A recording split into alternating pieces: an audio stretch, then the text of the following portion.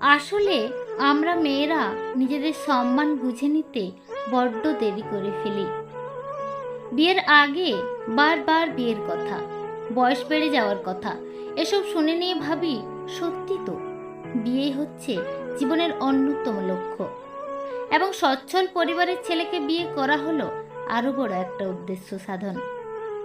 কিন্তু বিয়ের পর ভাবি, এই সংসার আপন না করে নিলে তো আমার ঠাঁই হবে না।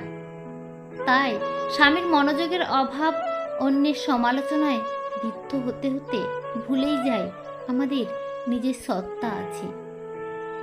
সমাজ আমাদের শিখিয়েছে একটা মেয়ের বিয়ের আগে ভালো মেয়ে হতে, বিয়ের পর ভালো বৌমা হতে। অ্যাডজাস্ট করো, নিজের আগে অন্যের কথা ভাবো, নিজের সাথে হওয়া ছোট ছোট অন্যায়গুলোকে ইগনোর করে দাও।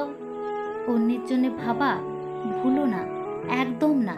অন্যের জন্য ভাবা ভোলা চলবে না। এই রাস্তায় একবার নেমে পড়ে নিজেকে হারিয়ে ফেলা ভুল। কতটা প্যাথেটিক বলুন তো, এখনকার দিনে পড়াশোনা বা অন্যান্য কিছু শেখার বা করার এত সুযোগ, যা আমাদের মা ঠাকুমারা কখনোই পাননি। সেগুলো পেয়েও যখন একটা মেয়ের একমাত্র উদ্দেশ্য হয় বিয়ের পর স্বামীর ওপর নির্ভরশীল হয়ে জীবন কাটিয়ে দেওয়া, তাহলে এত অভিযোগ কেন? কেন সে আমায় মনোযোগ দেয় না, সময় দেয় না? কেন সে আমার পরিবারের সব ব্যাপারে গুরুত্ব দেয় না? কেন সে আমার সাংসারিক কর্তব্যের বাইরে কিছুতেই ইনক্লুড করে না? গুরুত্ব নিজেকেই তৈরি করতে হয়। ঠিক স্বাধীনতা ও সম্মানিত হওয়া অধিকার যেমন কেউ কাউকে দেয় না। এই সংসার অত্যন্ত কঠিন জায়গা। নিজেকে গড়ে তোলো।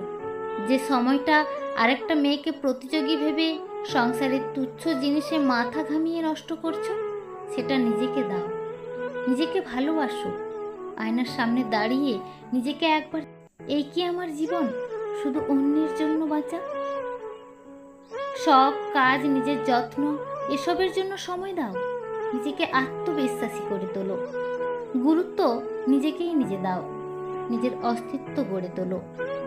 সুখের জীবন গলায় বকলস বাঁধা কুকুরের মতো প্রভুর মনোযোগ আর ভালোবাসার উপর নির্ভরশীল স্বাধীন নেকড়ে বাঘের মতো সাহসী স্বাধীন হও। সংসারে থেকেই নিজের জায়গা তৈরি করো।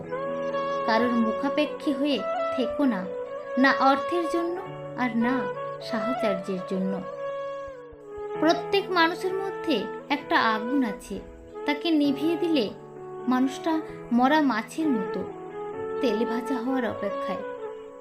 তাই এমনভাবে নিজেকে তৈরি করো যেন ওই ভালো মেয়ে, ভালো বৌমার ট্যাগ বাদ দিয়ে যেন নিজেকে নিয়ে 50 বছর বয়সেও গিয়ে আফসোস না করতে হয়। যেন আরেকটা মানুষ তোমায় পাত্তা দিল কিনা, কিছু মানুষ তোমায় অত্যন্ত ভালো হওয়ার জন্য নোবেল পুরস্কার দিল কিনা তার অপেক্ষায় জীবন না কাটাতে হয়। কারণ নিজেকে একবার চিনে নিলে, একবার যোগ্য করে তুললে সামনের রাস্তাটা যে কঠিন হলেও অনেক সম্মানের হয়, অনেক সম্মানের।